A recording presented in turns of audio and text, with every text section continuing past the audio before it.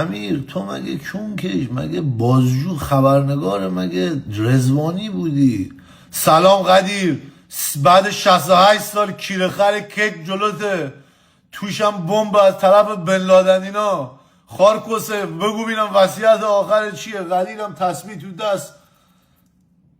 اون چه فوتی بود قدیر؟ آقا این چی بود؟ قدیر چرا اینجوری داری با آبروی من جوری ملت 3 کشور داری بازی میکنه؟ تو فوت درست نمیسی بکنی، این نمیتونستی بکنی. این چی بود؟ تو نگفتی میزنی شافنر کیرت میپره به رگ قلبت قدیر؟ تو یکی رو عاقبت بخیر کردیم، آرش درویش ما رو عاقبت بخیر کرد، ما تو رو. قدیر آرش به در بزرگ ما، آرش کیونگش به در بزرگ ما قدیر.